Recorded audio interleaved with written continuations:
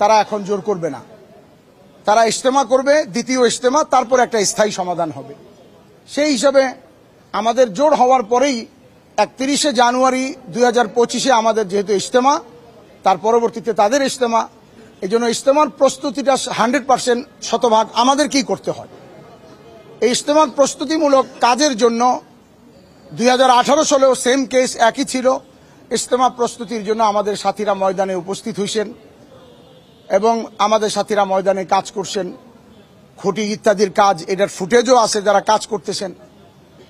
ইতিমধ্যে তারা ময়দানে জোর করার জন্য তারা বিভিন্ন জেলাতে 20 তারিখ থেকে জোর করবে এবং তারা আমাদেরকে বিভিন্ন গণমাধ্যমের অথবা নেটের মাধ্যমে, মিডিয়ার মাধ্যমে আমাদেরকে হুমকি দিতে থাকে যে কোনো উপায় মাঠ ছাড়তেই হবে, না ছাড়লে কিভাবে ছাড়াইতে হয় দেখানো হবে।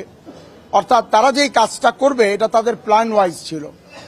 আমাদের সাথীরা নির্বিঘ্নে মাঠে কাজ করছে, পাহারা দিছে। গতকাল রাতে তারা সারা দেশ থেকে একত্রিত হয় টঙ্গীর কামারপাড়া এলাকাতে, আসানিয়া মিশনের পাশে তারা এক জায়গায় যে মসজিদে অবস্থান করে সেখানে তারা একত্রিত হয়। রাত 2টার পর থেকে তারা কামারপাড়া ব্রিজের এখানে জমা হয়, শোরগোল করতে থাকে, স্লোগান দিতে থাকে, চিৎকার করতে থাকে।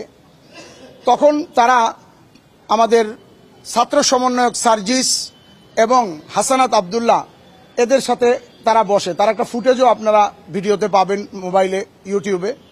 সেখানে সার্জিস এবং হাসানাত আব্দুল্লাহ তাদেরকে আশ্বস্ত করে যে আচ্ছা, আমরা অপর পক্ষের সাথে কথা বলে মাঠ আপনাদেরকে নিয়ে দিব, কিন্তু শর্ত হলো যে আপনারা 20 তারিখ থেকে 25 তারিখ পর্যন্ত জোর করে 25 তারিখ আপনারা মাঠ হস্তান্তর করে দিবেন।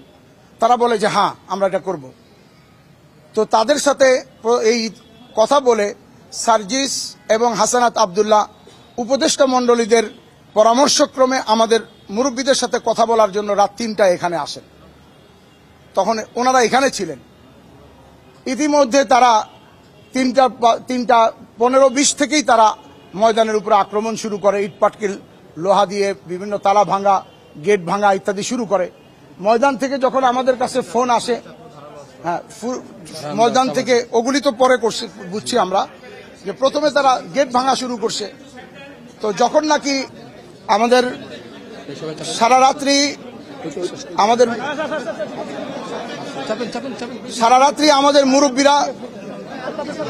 আমাদের মুরব্বীরা সারা রাত্র জাগ্রত ছিলেন।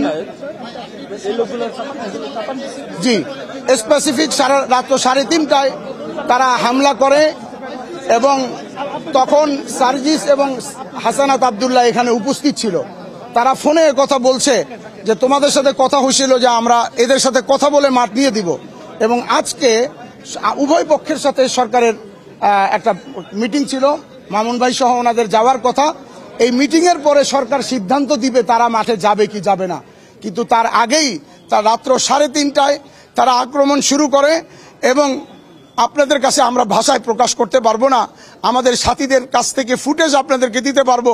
তারা ধারালো ছুরি, খুর, হাতুড়ি, স্ট্যাম্প, চাপাতি, চাইনিজ কুড়াল এবং খেলার স্ট্যাম্প, ক্রিকেটের স্ট্যাম্প, এইগুলি সব নিয়ে এসে আমাদের একজন সাথীকে কিভাবে তারা মারধর করছে, নির্যাতন করছে, তার কিছুটা নমুনা 1-2 জন এখানে আসে।